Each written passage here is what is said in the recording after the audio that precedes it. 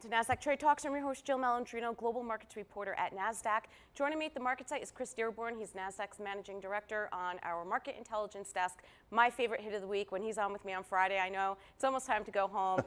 And you know what? It's been a busy week for all of us, Chris. And you know what? No shortage of that. Just about 45, 50 minutes ago, little blip on the radar in the markets.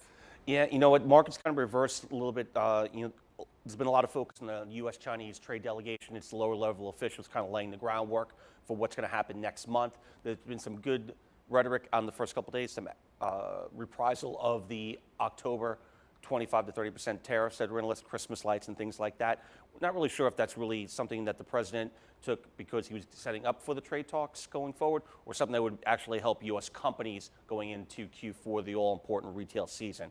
Either way, what's happened recently in this afternoon is that they were supposed to go visit some farms in Montana. It had to do with agriculture, again, soybeans and items like that are very big on the agenda here. And with the Chinese officials saying we're packing up and going home early, there's a lot of speculation, a lot of rhetoric, nothing confirmed, and traders don't like speculation. When that happens, it's risk off. Yeah, well, I mean, I don't think it's kind of a surprise that they packed up and went home, because when Trump was doing his press conference with the Australian Prime Minister, he was very clear that it's all or nothing with the deal that he was going in for, and perhaps maybe that wasn't discussed behind the scenes, but that's anyone's guess. Right. Let's take a look Again, that's a higher level conversation to a lower level conversation. Something in between there changed. All right, well, a market session is not a market make, so let's Correct. take a longer term, our charts like we always do. Let's take a look at the S&P 500. All right. We'll take a look at market breadth first. So market breadth is something we look at a lot today, and I put this together, and what we're looking at here is 52-week highs versus 52-week lows. And when the markets are moving lower, you're seeing more 52-week lows being made because there's a risk-off sentiment, and people are selling what they can to preserve their cash. And that's when you see bond yields start to tick down, demand for bonds start to tick up, and that kind of coincides with what you see here. You see here on the bottom part of the chart, the lower blue is the 52-week lows versus the orange, which is the 52-week highs.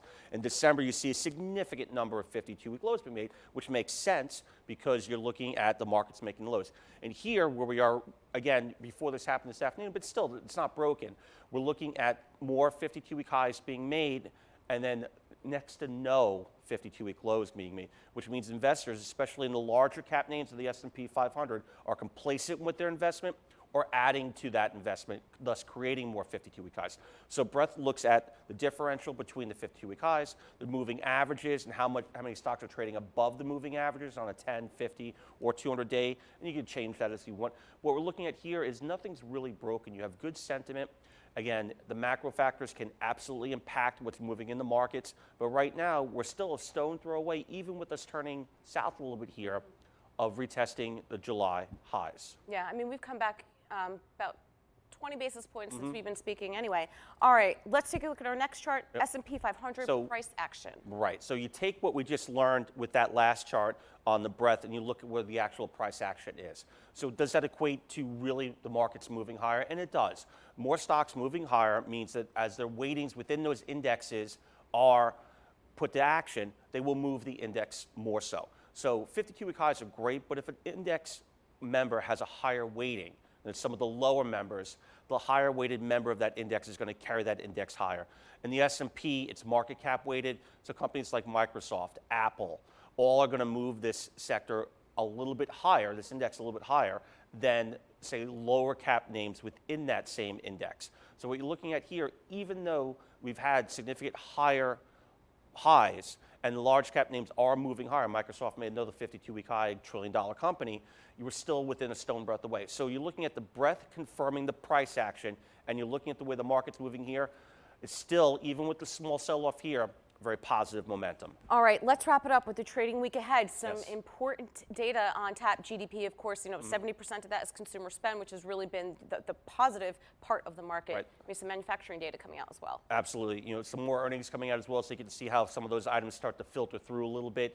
What you're looking at really here is the consumer spend has been this highlight, and we mentioned that before. You just mentioned it there, and consumer spend really is that driver. So you've had good mortgage numbers coming out. Home starts have been great. Even with the Fed cut down 2.25 basis, where are we going to be with here?